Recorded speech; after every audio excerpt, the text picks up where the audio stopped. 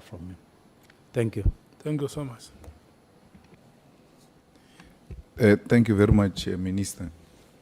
I just want to start with the small issues of clarity.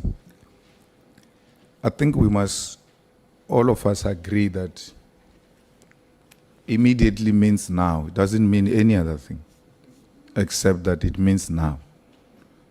So, as a minister who's got a driver, because you're giving examples of cars, and they're driving, you're at the back, then you say to them, hey, Chief, stop the car immediately.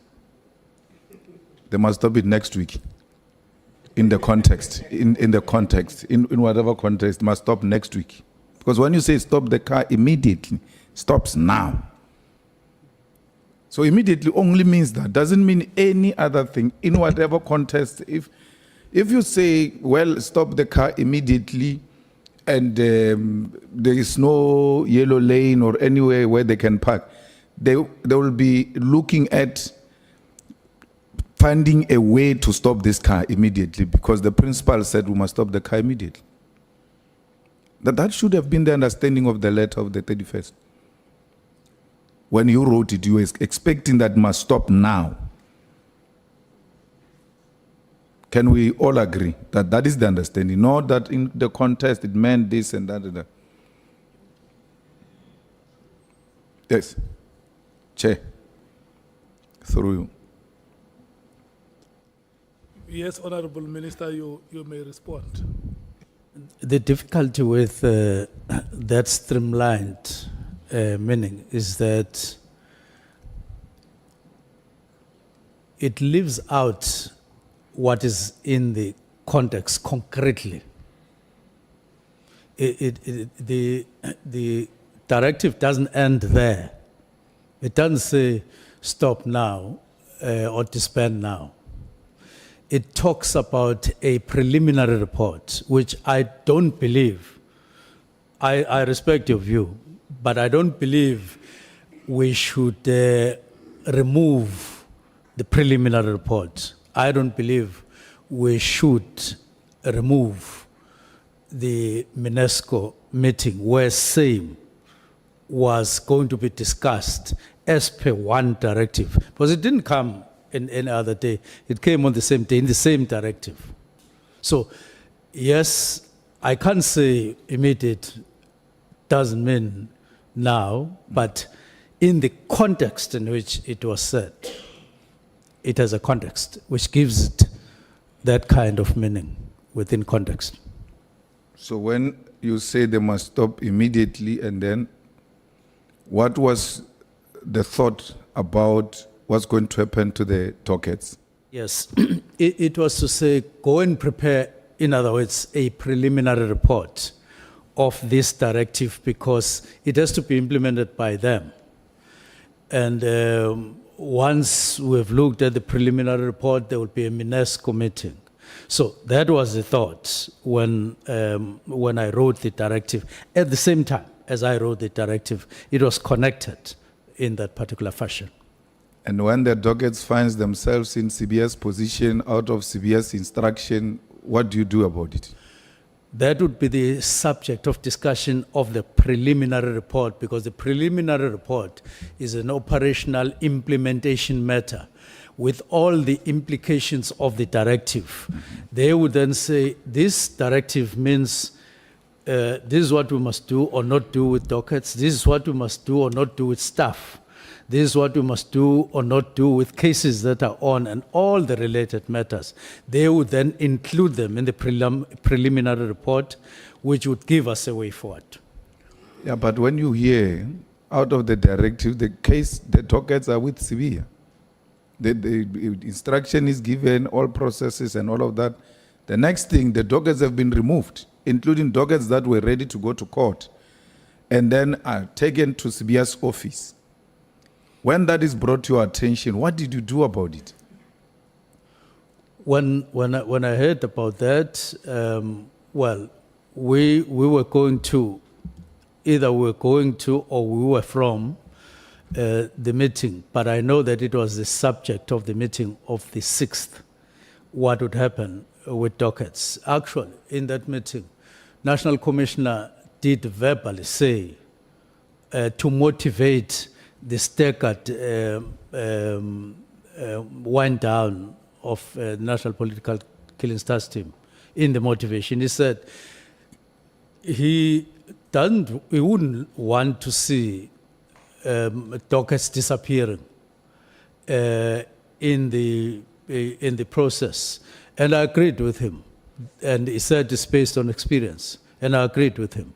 The only concern I raised was that, well, December 2025, if there is a way of quickening the process, I also said, but even December 25, if there would still be matters in court, maybe we should couch it in a different way, so that it doesn't say until the last matter is no longer in court.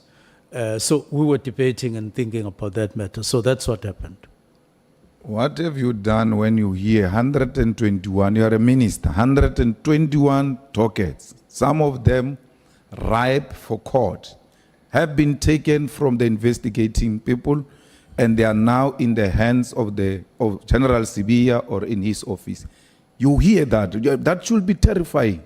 And what did you do about it? I hear all of that. What did you do about it in the immediate as a responsible executive for that department? And this is happening out of your directive. Everybody, whatever confusion is there.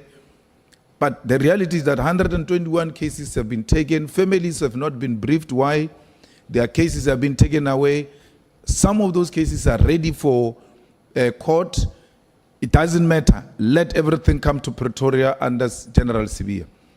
That comes to attention if you didn't know that that was going to happen. But we all now know there are 121 dockets in Pretoria. As a minister who's very good at giving directives, what directive did you give on this one? Now, the matter was actually being handled at that time by the National Commissioner, and I took the line that says that they are resolving the matter because there was no standoff. For instance, I asked General Senzo Mchunu, did you, when these dockets were handed over, was it at gunpoint? And she said, no, it was not at gunpoint. We knew what we were doing, and I took the line that says they are handling the matter. They should be able to resolve it maybe even now as I'm talking, or tomorrow, or something like that. I trusted that the matter was being handled by senior people, two divisional commissioners, and then the national commissioner, and also the deputy national commissioner. So I take it the answer is the minister did not do anything, even when this information became a public information, because you were under the impression that the national commissioner and whoever responsible were attending to the matters because they were more of operational matters. There wasn't any other way. If you believed and trusted that they are handling it, you wouldn't call a meeting. You wouldn't give a directive because they were already handling the matter. And my trust was based on the belief that they were handling it and handling it properly. That's why I asked that question at some point.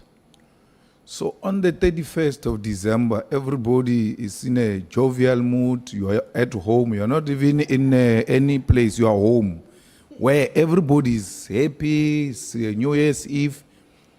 And you are troubled by the crime that is happening. You're trying to think what needs to happen and all of that. And then you come to a conclusion that the crime intelligence post must be stopped.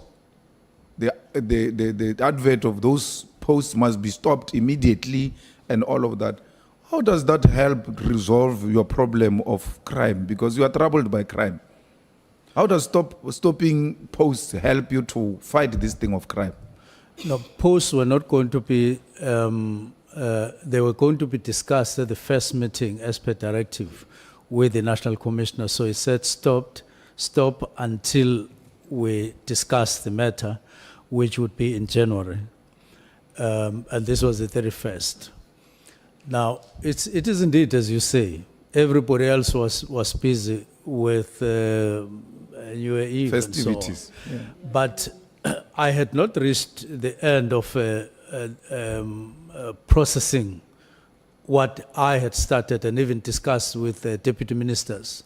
And I wanted, when the year begins, when we go back, we go there full of purpose in terms of specific issues that I had identified.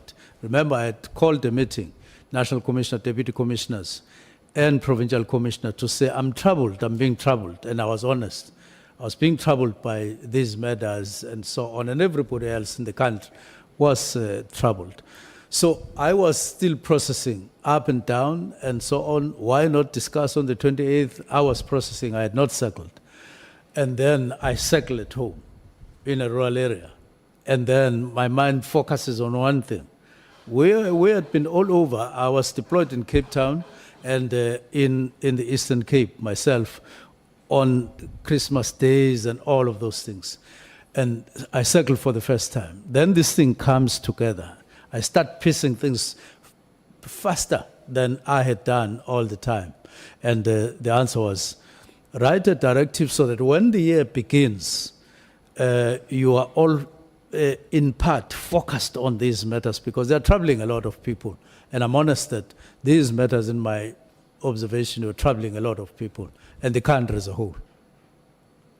But, Minister, there was nothing that was going to happen in between the 31st and the official return. I know the police don't close and all of that, but the business of our country at that time, meaning everybody's withdrawn. And there was nothing urgent that will force you on the 31st of December to say, this, I have to issue this letter now. Why not wait because now it looks very suspicious. It's like a tender that is being awarded on the 28th of December. You're like, why? Everybody's on holiday. Even the mindset is now different. And you now drag us into this serious business on the 31st of December. It doesn't make any business sense, really. That would add... that would add on my side that what did immediate mean? I knew that there would be nobody who will, as a matter of today, call a meeting and convey the message and so on. But I wanted all of us to have it so that at the beginning of the year, we are able to say there was a directive written on the 31st. And remember, there's nothing untoward about a minister writing a directive on the 31st. It could have been a different directive altogether from this one. It could have said at the beginning of the year, employ people or facilitate or whatever. It could have been any directive within the law. Now, it was this directive, and all I wanted was, let's focus early in the year on these matters, and I was quite troubled by them, as I am right now. Now, Minister, there are alleged SMSs, WhatsApp exchange between Mogotsi and Ngabinde about you. There's an allegation that Matlala bought a table at the ANC dinner, your table. I'll still come to that because the explanation you gave on the table, I don't accept that. All of these negative things about Matlala, who is arrested to have killed people, who has implicated minister on this or that, and you still, of all people, go and ask an affidavit from Matlala, who's in maximum prison. And in answering that question, actually, I just want to quote so I don't make a mistake. I think there was a bit of dishonesty there because you're saying the first answer is until I came in. You never, because you now realize on hindsight it was wrong for you to go and get an affidavit from a character like that, and you say, my legal team took their own initiative to obtain the affidavit. You said the initial, that was your original response. And when I intervened, you then say, no, it was my wish, and agreed to instructing them. So you give two answers on one question, that the lawyers acted on their own, which is unethical, and I point to that if they did that, they will be reported to LPC. There is no lawyer that can listen to you and out of feeling pity, without you giving them instruction, go to maximum prison to get an affidavit from a dangerous man. Then you say, no, I gave them instructions. Despite what is happening in this country about this man, despite what brings us here, because at the center of it is that Matlala takes decisions about this or that. If he's been told that PKTT is being disbanded and all of that, you still want to have something to do with such a person. Whereas on an official legal documents, which are going to go before Matlanga, before Parliament, and perhaps ultimately in court, why would you want to associate with such a character? Worse, if you say you don't know him. Because I was, for instance, associated with Matlala. My wife's surname is Matlala. And it was immediately assumed that I know Matlala. I've never issued a statement. I've never written anything. I don't care what they think. I don't know the chap. But you, because you are lawyers, it's you. You pass all these big fences of maximum prison looking for an affidavit from an unethical man who's in prison. How do you justify that, Minister? Now, let me read this. It will add another dimension. I may have used all those words, but what is actually written down is a straight answer to you. It says, Dear Mr. July is my lawyer.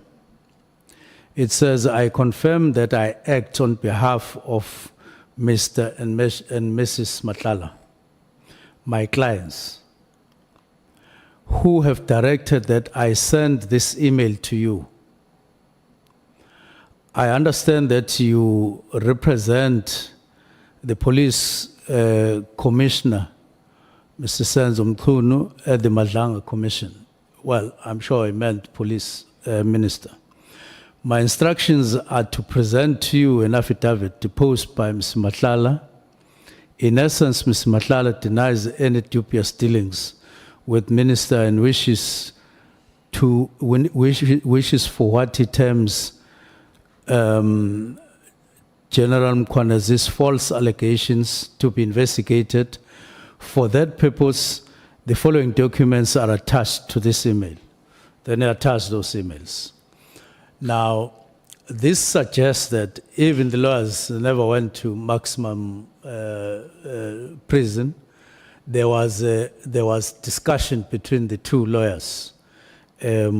After I had said, we are leaving no stone unturned where there is my name and concerns. Now remember, in the background, on a daily basis, if not on an hourly basis, people write false things about me and my name, and link me to people I'm not linked with or to in anything.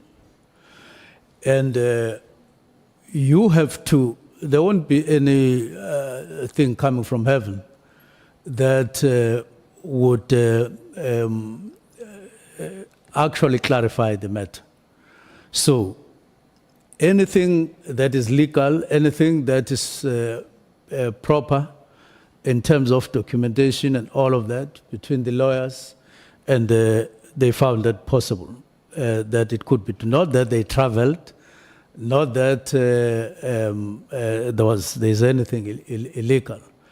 Because people on a daily basis, as I say, they write dotted lines, which I don't understand what they mean, because nobody out there has any confirmation of anything between me and Matlala. Absolutely nothing.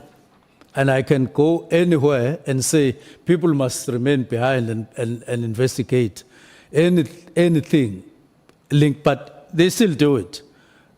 on national television without a piece of evidence.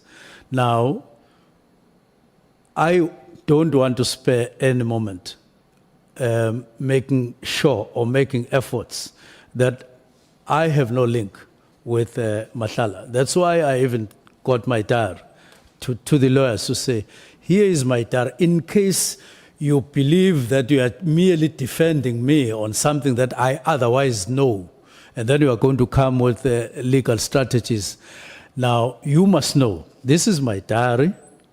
I was not in Cape Town. I was elsewhere. And I never requested anyone to coordinate anything. We have a limited time. Chair, and I want you and the honorable members to note this. We are being given the third answer on the same question. The first answer was, my lawyers went without an instruction. Then upon being made aware that they've committed something unethical, then the minister says, no, I actually gave them an instruction. Then I point this two contradictory statements to the minister. The minister gives a third answer on the same question. No, actually, my lawyers didn't go.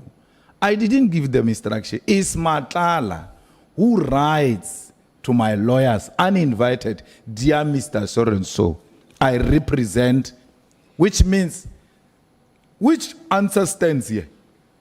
Because it's either the lawyers went without the minister's permission, or the minister gave them the instruction, or Matlala wrote the letter uninvited by anyone. So, Minister, please clarify this three, because as things are, it's becoming worse now. Because you gave me three answers. The lawyers went without me.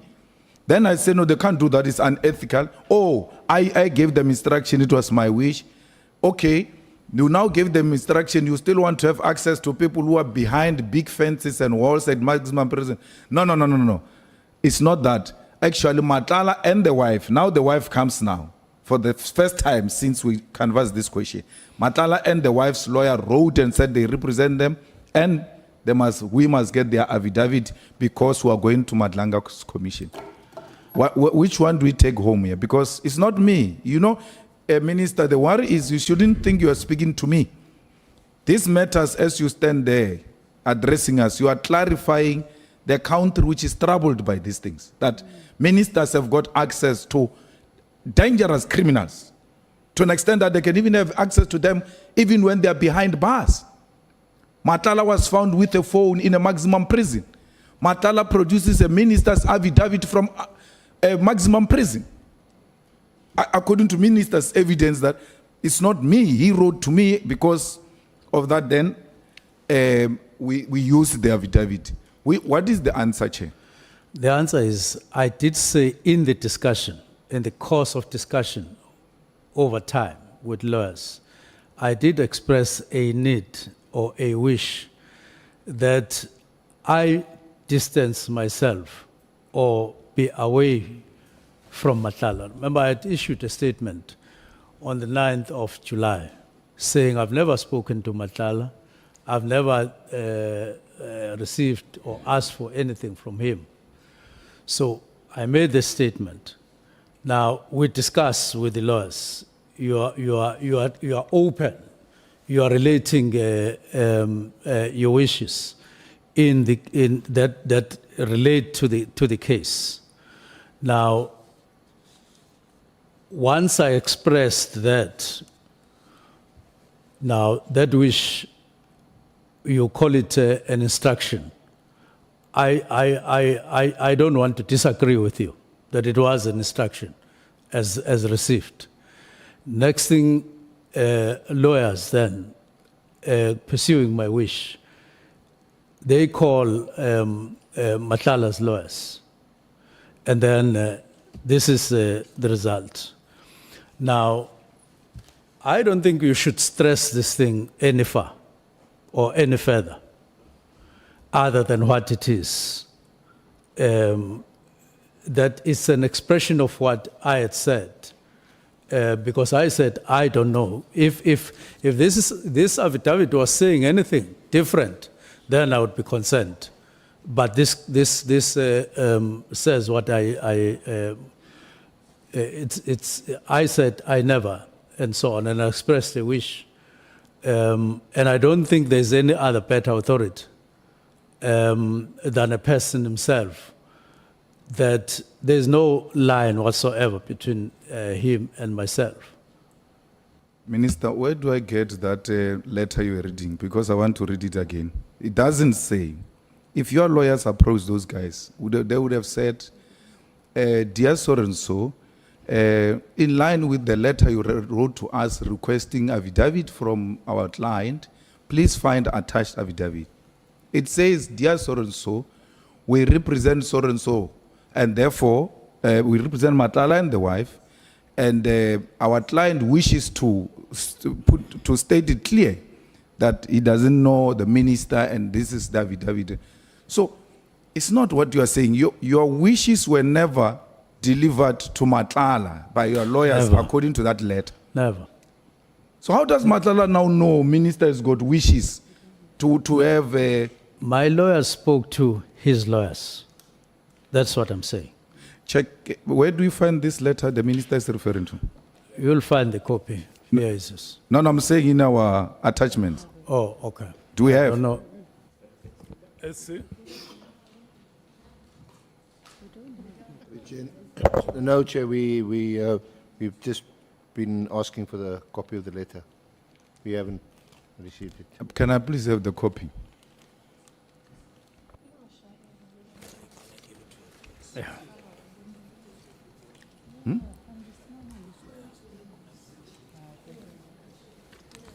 Thanks.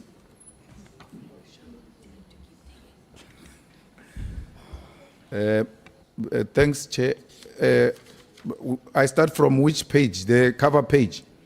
Dear Mr. Julius, thank you for your email. No, it has not been sent to the Commission. Dear Advocate, we acknowledge a receipt of the affidavit. We clarify, for clarity, was this forwarded to Matlala Commission? Dear Mr. Julius, I confirm that I act on behalf of Mr. and Mrs. Matlala, who have directed, you mark that, who have directed that I send this email to you. I understand that you represent the Police Commissioner, Mr. Senzo Mchunu, at the Matlala Commission. They don't say, we acknowledge your request, and following that request, please find attached affidavit of Mr. Matlala. So this letter is the first initiative in relation to the affidavit. How does Matlala know that a minister has got wishes? You sit with your lawyers, you express your wishes, and then you go separate ways. Before you know it, affidavit comes from maximum prison to your lawyer, who has never communicated with the lawyer of Matlala, or who has never spoken to Matlala himself. So how does Matlala now come to send you an affidavit which you have not requested, which earlier on you said you gave them instruction, earlier on you said they acted on their own, and then so on. Now we'll park that. We now are here. What gives effect to this letter? What makes these people to write this letter and then send you an affidavit?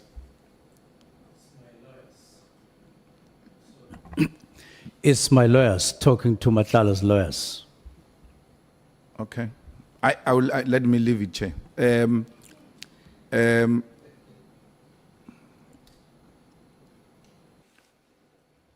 But morally, society has got a problem with this chap.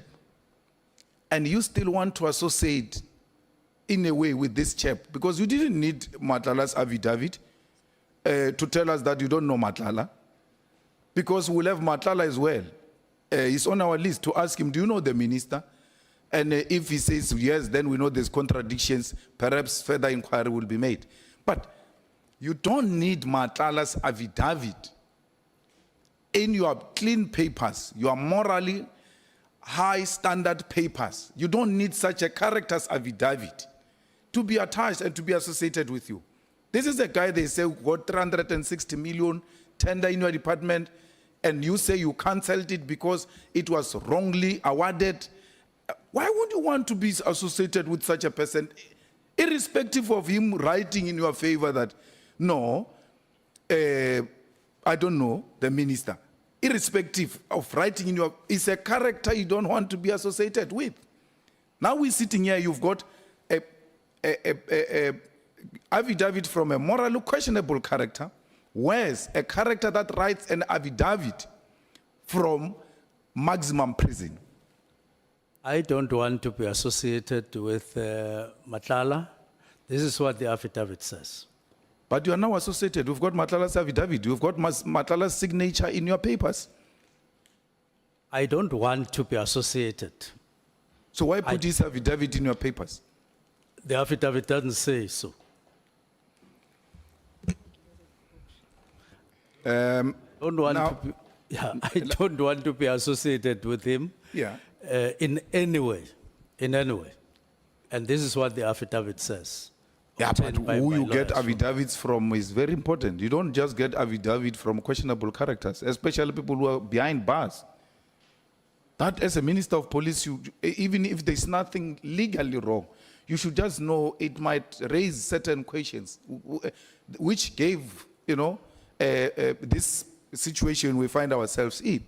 Had you not solicited anything from Matlala, whereas in maximum prison where it should be difficult to access him, we now sitting here and you've got Matlala's affidavit and we've been told that you are associated with Matlala, you are enabling Matlala to engage in illegal activities in the department and all of that. Something that you came here to clarify, but you come carry Matlala's affidavit to come and clarify us that Matlala must tell us from prison through you that you are not associated with him. I find that a bit problematic, Minister. I will leave it there, Chair. But I want to ask now, the interministerial committee, because we all, not all, but I heard you making a mistake that the president formed the NPKTT. You called NPKTT. It was not formed by the president. The president formed the interministerial committee, which was constituted by ministers from different departments. And then those ministers brought their administrators and people who can process these issues into those meetings where they said to them, guys, and that's the evidence we had here, we have a crisis here. How do we go about it? How do we resolve it? And then suggestions have been thrown around, and then it's left to those guys to go and put up a plan and then come back to the interministerial committee and say, we think we need to form a political killing task team.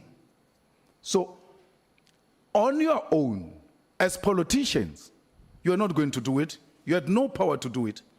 You could only sit there and canvass issues politically and say, we want to deal with this thing, and this is how we think we can deal with it, but go and work on it and come back to us.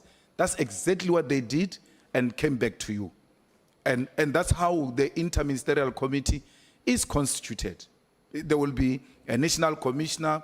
If there is justice there, there will be NDPP and maybe DG of Justice Department. If there is state security, there will be DG and whoever. They will all come with you so that they listen to what are the concerns of the principals. And then they go and do what is expected of them. And therefore, technically, I put it to you, it was not established by politicians. No president established a national, political killing task team.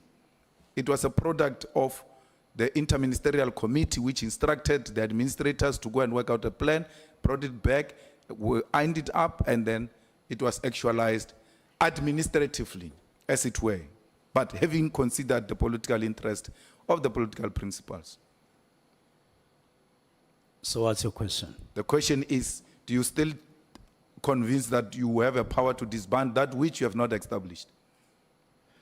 Yes, I did say the interministerial committee is not part of the 7th administration.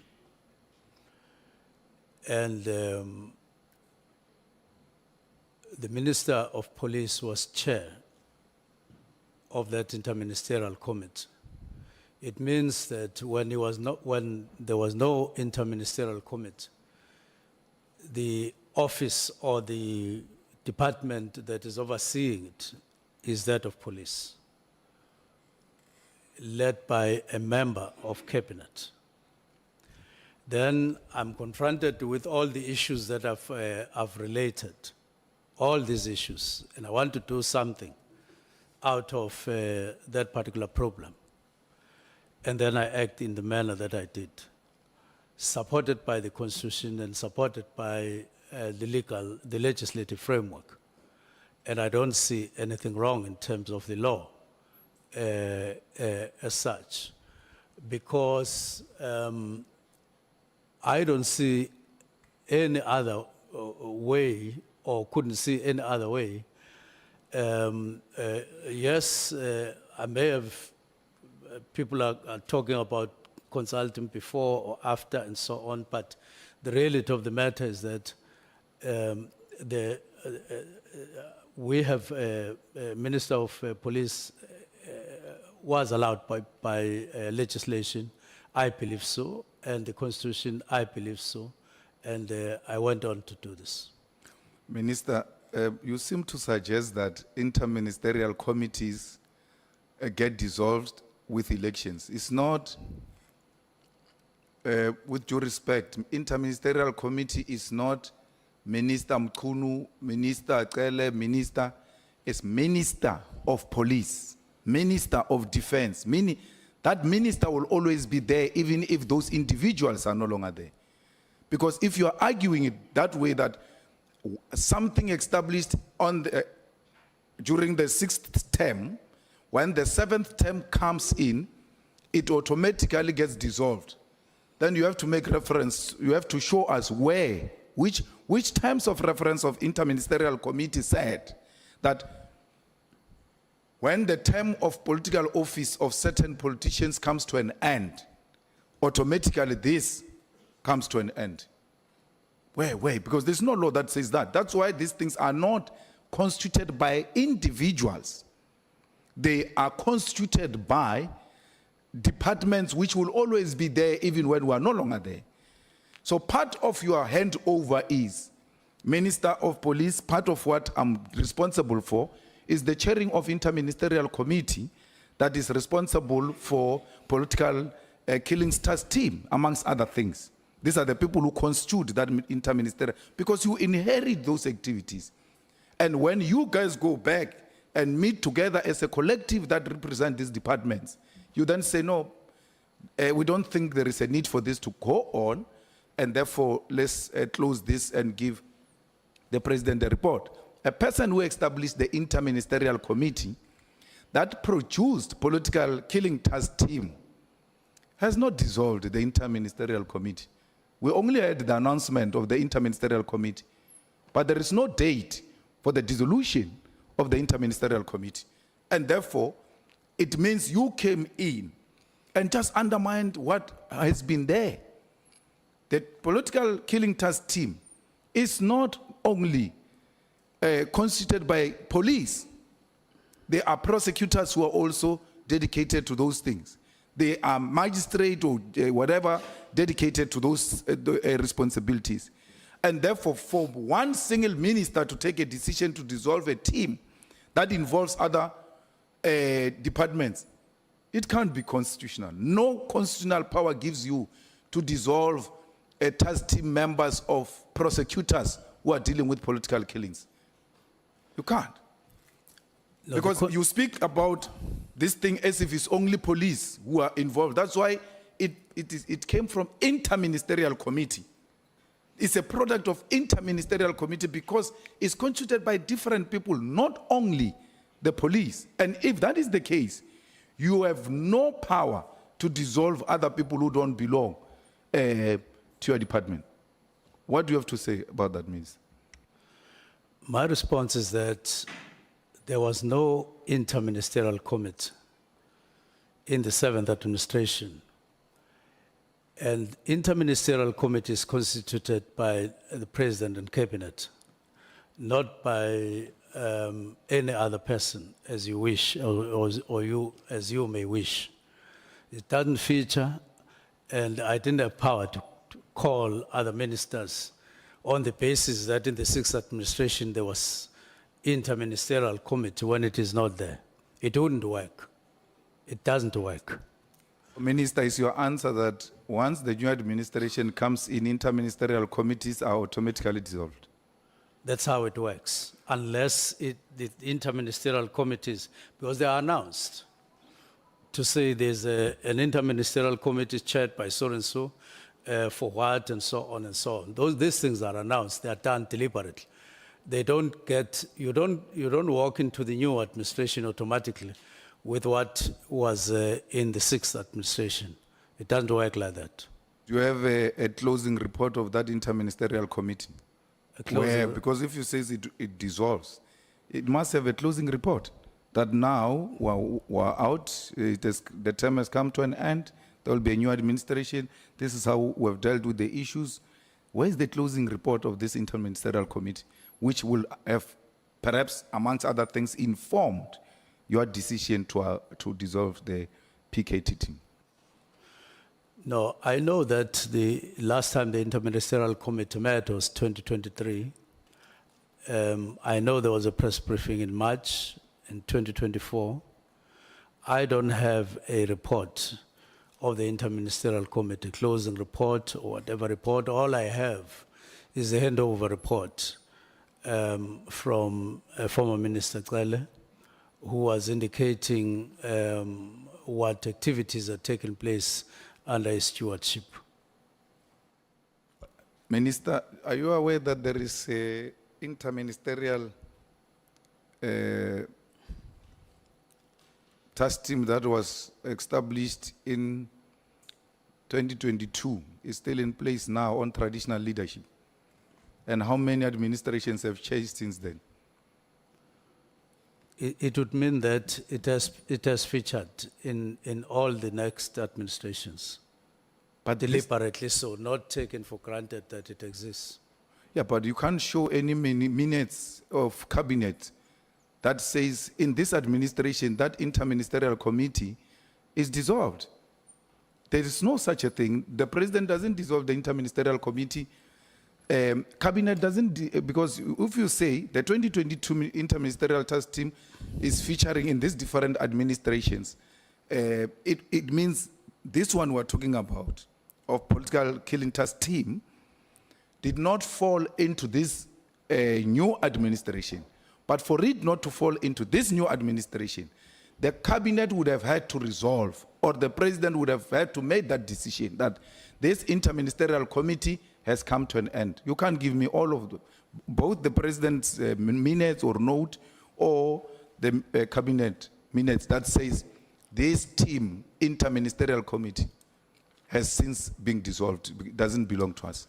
Yeah, I don't believe that it works like that, that there's ever a day when you dissolve whatever ministerial committee or task team of cabinet that would have been there.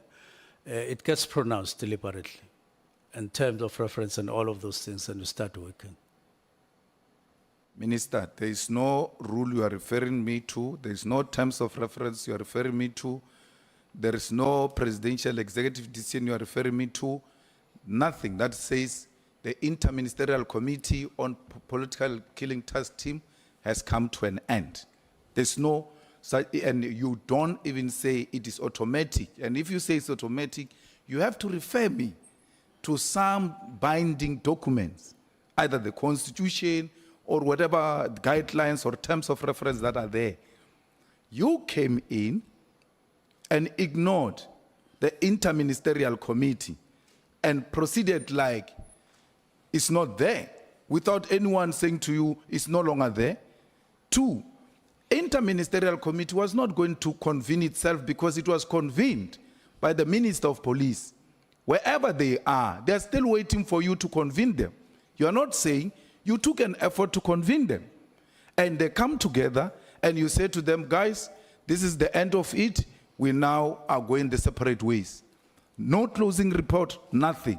We cannot have a government that works like that. You can't say to me, it doesn't work like that. The government announces this initiative, and when the initiative has come to an end, they must respectfully come back to the citizens and say, this brings us to the end on this matter. We have since submitted the closing report to the president or something to that effect. If you say this is how you guys have gone about it, that is disrespectful to our society, which knows that there is an interministerial committee that deals with these matters, and then it gets dissolved. It doesn't even have a courtesy of saying goodbye. When it comes in, it knocks. When it leaves, it doesn't say bye. That's a root interministerial committee. So, Minister, you are the one who ignored the interministerial committee and overlooked it and didn't care. Because if you say Minister Cele came and briefed you about this and that, he would have told you, amongst other things I was doing, was to chair the interministerial committee seized with the political killings in KZN. What's your response to it? My response is the same as said before, that in the 7th administration, you don't have an interministerial committee on the National Political Task Team. And if you say I ignored, you mean to say it was created and I didn't assume or perform my duties as far as that is concerned after it had been established in the 7th administration. And I'm saying in response, it was not established. So I couldn't ignore something that doesn't exist. And no cabinet. So you are like me. If I can't find a closing report of the interministerial, you can't find it either. I would have been happier if you said, out of my own worry, I went to look for the closing report, I found it, or the minutes, I found them, or whatever you are talking about. Those documents don't exist. And I am not responsible for their non-existence. So seated here, me and you, there was no date of the dissolution of the interministerial committee of the 6th administration. There was no date of its dissolution. And your argument is, in your 7th administration, there was no establishment of an interministerial committee. Inofella moyeng, so it just disappeared, just like that. After coming up with such a powerful instrument to fight crime in South Africa, and then you come in, the whole thing just disappeared, and you say we must accept that the 7th administration never had a thing. This is the same government, this is the same president who has established the whole thing. You'll expect that there will be a continuity, and if there is no longer a need, then you'll come and say, you come together and say, guys, we no longer need this, we're done. Because we've been canvassing this point with you, Minister. You dissolved the interministerial committee single-handedly because you are the convener. I mean, they never said, Honorable Senzo Mchunu, they said the interministerial committee will be convened by the Minister of Police. And when you came in, you had a duty to convene the interministerial committee. You didn't. You dissolved it, unannounced, and then proceeded to take this kind of actions you took without consultation with anyone. That's not correct. That's not factual. But how do you explain? It's your thoughts, no, but and I respect those thoughts. No, but Minister, how do you explain that a committee that must be chaired by Minister of Police, you come in as a Minister of Police, you don't convene it, and then you say it's automatic that when the new administration comes in, it automatically dissolves. And I'm like, show me the law that says that. You can't point me to any law that says that. Now, I'm saying you are sharing your thoughts with us, not necessarily talking facts. The fact is, in the 7th administration, there isn't an interministerial committee on national political task team. So before you dissolve PKTT, such a powerful fighting force against crime, you don't talk to anyone. You don't talk to your colleagues in cabinet, you will say it doesn't work like that. You don't talk to the man who established the interministerial committee which produced this, including your not legal advisor, your special advisor who's an advocate. You don't talk to him. On your own, you take a decision as powerful as this, alone, without consultation. And you want to argue that you consulted the president after the fact. Why? Democracy wouldn't work like that. We have discussed this thing at some length here in the ad hoc committee, and I referred the committee at the meeting of the 1st of November, and I referred also to the meeting of the 22nd of November. And I showed you my comments of the Honorable Committee, my comments there in those two meetings, and the comments made by the National Commissioner.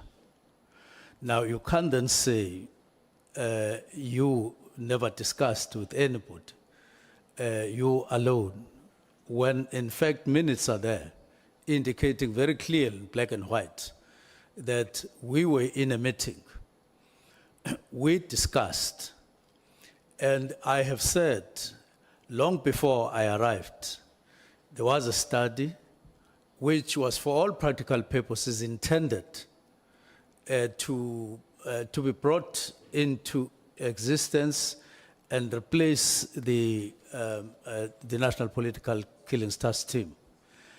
And I said again, before I arrived, there was a memorandum that was asking for an extension, but in fact asking for a funding of 94 million. And 20 million was advanced to that team before I arrived.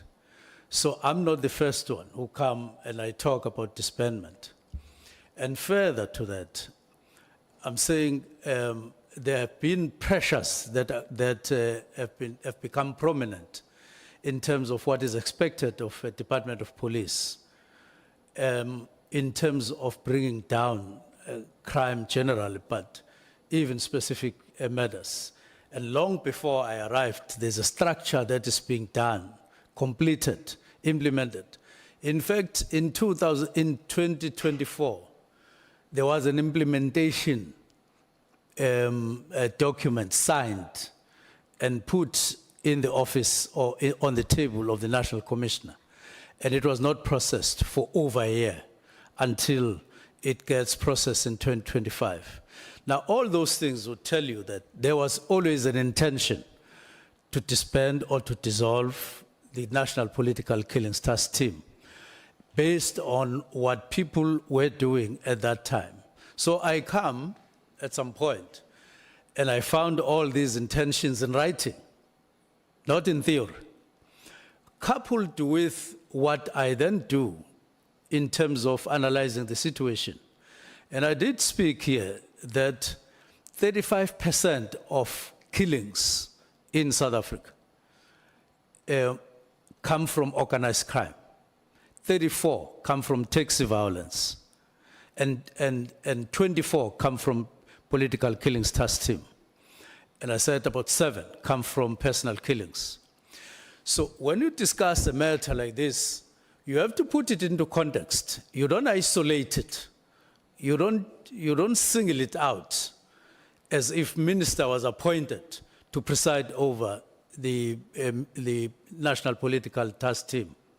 There was a whole department, the whole functionality of police, and the minister was allowed to think anew and make your own contribution that you believed would work, and not merely say, I'm continuing with what has happened, despite the imperatives, even the new objectives outlined by the president. You don't do it like that. You apply your mind, you discuss, you change even the structure. What are you going to say about the structure?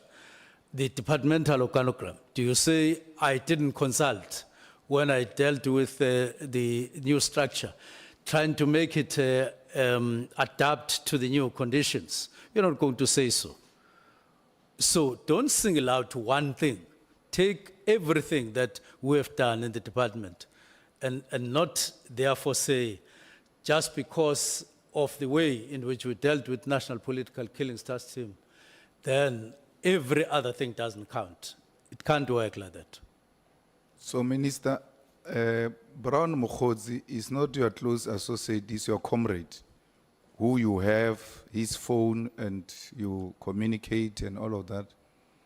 What is the difference between a close associate and comrades? Are we not just playing with semantics? Because you denied that is your close associate, but you talk on the phone, you've got phone numbers of each other. What is the difference there between, because you denied in the committee on the 5th of March. And then now you agree, he's my comrade, I've known him from 2017. What is the difference? I have so many people, just to put it simply. No, even before you proceed, I heard you giving example with Honorable Bredenbach, like, saying, like, I know you, but we know you know her, the same way you know all of us, but you can't claim to be a comrade of Honorable Bredenbach or anything of that sort, but you know her. And you can't claim to have her number and you communicate constantly and all of that, but when we bring it to you that you are a close associate, you say, no, I'm not a close associate, I'm a comrade. That is playing with semantics. No, not at all. I deny that strongly. It doesn't work like that. On my cell phone, I can't tell you offhand how many people I have as contacts, as written on the cell phone, names and surname and numbers. Some of the numbers, or many of the numbers, I've held for many years. Now, I'm not being asked questions why I keep those numbers, why I talk to those people, why I use those numbers. And I want to guess, and I'm merely taking a chance. You also have quite a lot of people on your cell phone who are there. Now, I don't know why I'm being asked to display is data sothando for Mogotsi. Now that there are problems arising in that angle, people want you to confirm, come here and say, cha, nginesidata sothando luka Mogotsi or sokwazana noMogotsi. Alukho. And ayikho leyo contact ongayibeza uyibeke ku status of an associate, even referring to the dictionary what an associate is. The person who chose to say I'm Mogotsi's associate would have consulted the dictionary and he knew what he was saying. And when I go there myself, I shouldn't be blamed for doing what they did. And then using that word. I'm using the same word, the same term. And I'm saying I'm not. And I'm saying, if everybody you call, just because they are on your cell phone, so you're all my associates. So let's bring everything to a standstill and say, all right, Mogotsi is my associate. And I'm saying he is not my associate. I've never gone anywhere with him. Restaurant, sit down anywhere. It has never happened beyond just phoning. So I don't know why I would be associated to somebody that I'm saying myself. I'm not. If, for instance, somebody I know passes on, and I go to some funeral, and you find that in a funeral, there is somebody who is a fugitive of law, or is an alleged criminal or something like that, what do? You run away? You don't stay for the whole funeral. You stay. But are you not associating yourself with somebody alleged to be a criminal?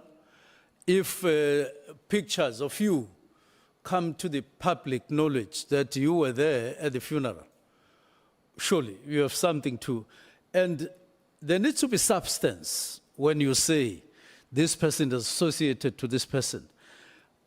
I don't have any substance. Mogotsi phoned General Mkhwanazi a number of times, even congratulated him, according to him, for something. I've never heard that kind of message from Mogotsi. I don't mean other things that you see, and they look like they are many. I mean, things like Lusikisiki, they don't exist. That thing doesn't exist. That thing in Cape Town doesn't exist. Minister, no, I understand, but you can't say to us, I don't understand why you bring Mogotsi here and all. We didn't bring Mogotsi here. It's Mogotsi who brought you. It's Mogotsi who shared. Honorable member, let me just hold you for a moment. And Minister shared this letter with Mogotsi since Mogotsi has got, amongst these three, the close relationship is got is with the minister through comradeship. You don't call all those people you have. I've got contacts here. Some I even forgot, but I don't call them. I don't share any sensitive information with them unless those people are known to me and I'm confident and I know that I can describe my relationship with those people. Let's say, for instance, I've got General Sibia's number, like I do with many generals and ministers and deputy ministers.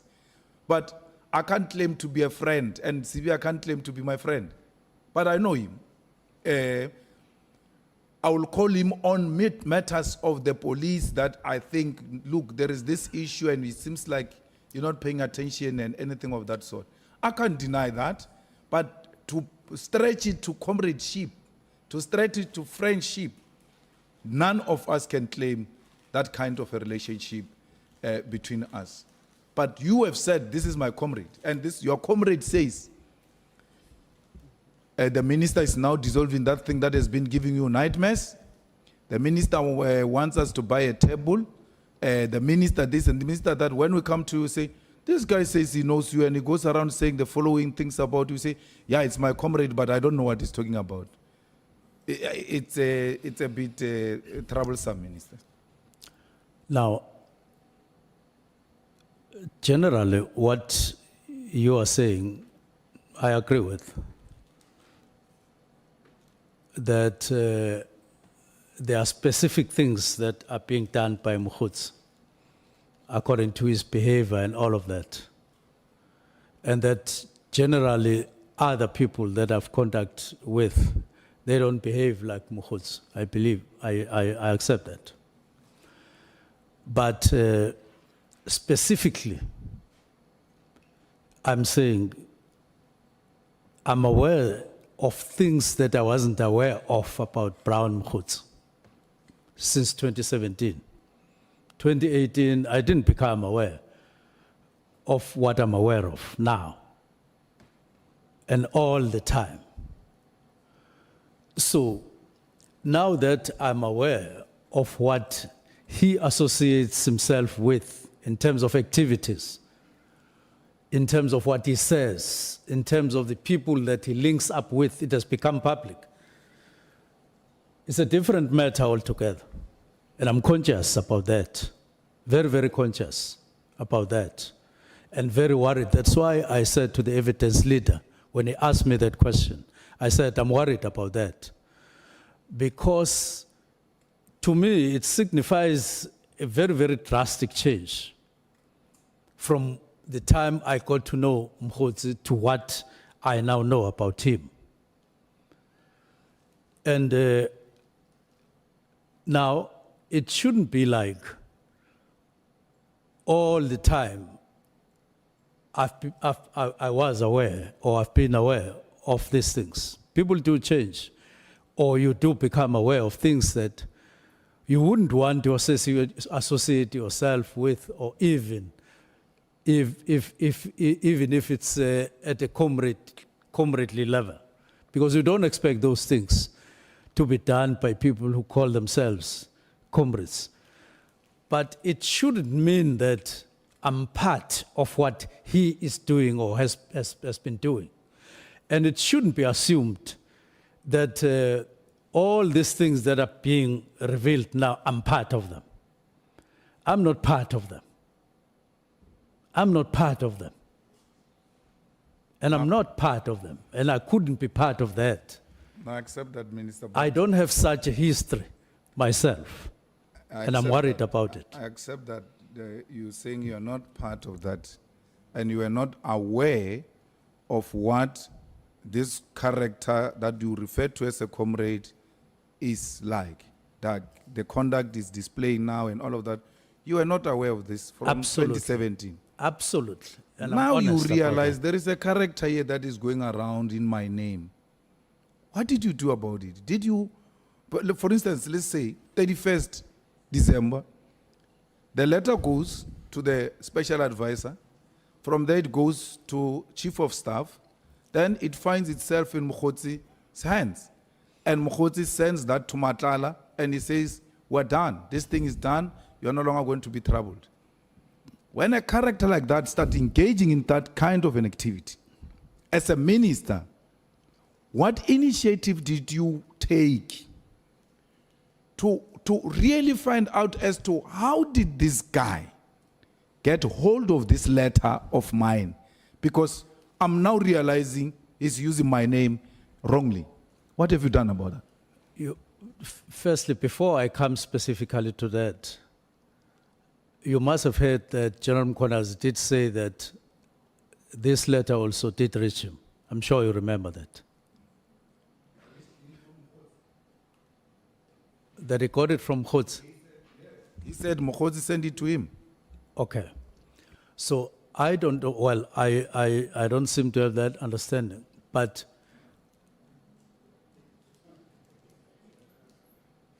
fine. Now, at some point, I think, I can't say which month, but it is this year. Somebody said to me, Brown Mogotsi seems to be dropping your name at different places with different people. I called him after that to say, there is a person here who tells me, you drop my name wherever you are. And he denied it. He denied vehemently, saying that, no, Minister, they were not talking about me. It's not me. And at that time, I wasn't aware of WhatsApps, his relationship with Matlala, his many other things that have come to be known. So I was also just talking on what I had heard, not knowing the substance. No, I agree, Minister. I don't have time. I'm not talking about when you didn't know. I'm talking about a period when you have known that this person was also in possession of a sensitive letter that deals with issues of crime. Yes, So I was coming to that. Once that was picked up, what have you done about it? I was coming to that. I phoned him to say, I seem to get the fact that you got into possession of this letter. How did he said, no, this thing was full in social media. I picked it up from social media. That was the response he gave me. As a minister of police, with crime intelligence, with all manner of investigating powers and all of that, you take no initiatives except to call me and say, no, I hear you got a hold of my letter. How did you get it? I say, I got it on social media, and you leave it at that. Because I'll tell you why. We are in this situation, amongst other things, because of this letter. And therefore, a serious effort should have been put in place. If we're taking this ministerial position serious, we should have put some serious investigation in place as to how does my letter find itself in Mogotsi's hand, and Mogotsi says it was in social media. How do we track that all the way to the original source? The only thing you know, you guys, is to retrieve seen once WhatsApps. You can't trace a letter that comes from your office.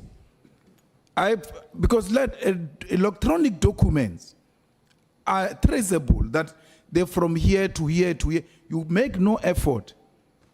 Even when you have now realized this thing has put us to where we are now. That you write a letter, we have no problem with that. We can debate the legality of it. Mogotsi takes a letter, send a letter to Matlala. He says, that thing that was troubling you, we have dealt with it. Here's a copy of the letter. That alone should have told you, man, we're dealing with a serious syndicate here. I'm trying to resolve issues of the police, only to find that unwittingly or wittingly, I now find myself entangled in the cartels. Because Mogotsi put you in the cartels, and that should have concerned the Minister of Police and say, we should be on top of this issue and find the person from my office, either the acting commissioner's office, either the commissioner's office, either the chief of staff, either the special advisor, or Ngabinde, my chief of staff. There must be a leakage there. And this leakage finds an expression in the hands of the cartels. That should have troubled the minister. As much as it's troubling us, ordinary people, because when that was heard, when General Mkhwanazi addressed the press conference, everybody said, no ways. Something ought to have been done. That's how South Africans felt. You should have felt somehow like that before, when you discover that your letter that deals with sensitive matter is now in the hands of criminal cartels. And therefore, I want to find out who did that. Now, it's not true what you are asserting, that you didn't do anything. But I take it that you are asking a question. What is it that I did? Firstly, I did phone him to say, how did this happen? That's the first thing. And he explained to me as I've explained. And so I kept quiet about it.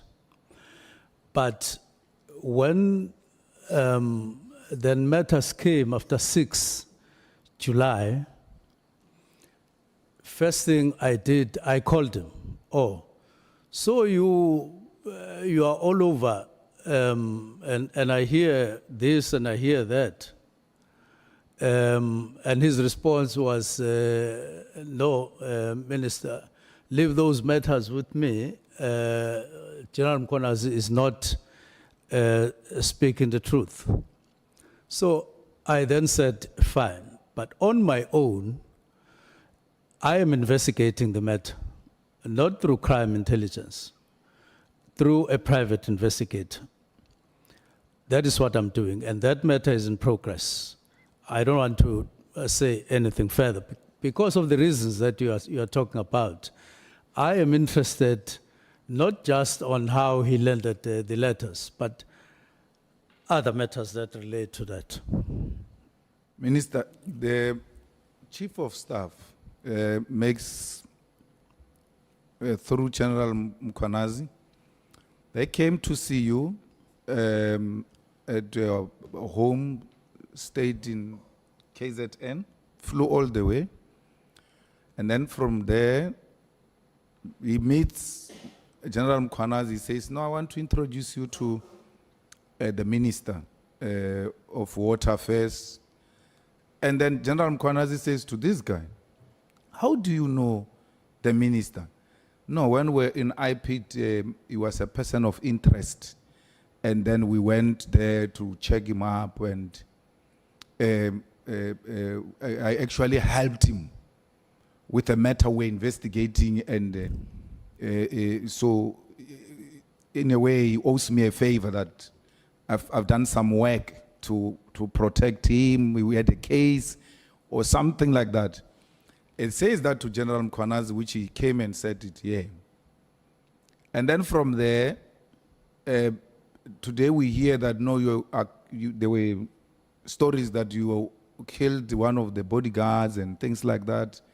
And then you complained about that, and then they came to see you and all of that. Do you think that it was, and given what he has been saying, I mean, he he has also been communicating with General Mkhwanazi about issues that are in your office, and then he will take from General Mkhwanazi and speak to you and all of that. And I put it to General Mkhwanazi that perhaps this guy played both you and the minister. He said to the minister, no, I'm going to bring the general of the police to you, is my guy, this and that. You're like, oh, okay, no, that's fine. It's always good to know people. Then he says to General Mkhwanazi, no, I'm going to take you to Minister of Police, is my guy. I once helped him with something, blah, blah, blah. And now all these kind of stories are coming out about him. On hindsight, do you think it was correct decision to appoint him as a chief of staff? Now, firstly, I need to correct or put things my own way. I don't think it was a question of my guy, because I don't have evidence for that. But what I think happened, they spoke, because they came in one car. They spoke themselves before to say, maybe they need to come and see me and we'll have a chat. It was not my initiative. It was an initiative of one of them. I don't know who. I didn't ask that question. But Kabinda did tell me that, inform me that they've had a chat and they would want to come for a light chat. And they did. From where I sit, I was getting troubled by a number of incidents in eThekwini relating to their Department of Water. I don't know how many people had been killed, but I know that they went up to 7 people who were getting murdered because of this and that and so on. So I thought that it would be important to take the opportunity and have an informal chat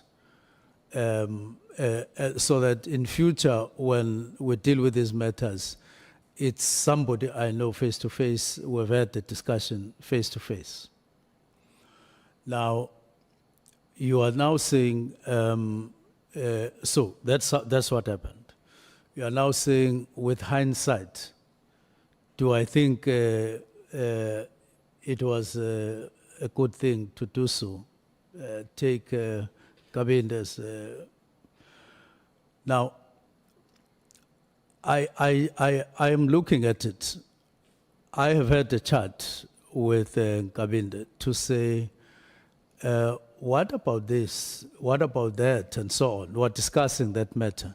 I haven't reached a conclusion amidst these all things that it was wrong or right beyond just recognizing that procedurally he followed all the procedures in human resource. It is the same as Mogotsi. With hindsight, would I have maintained his number and contact? It is the same thing that is that I'm reviewing seriously to say, when we started and got to know each other, I didn't know this, I didn't know that, and so on. I wouldn't want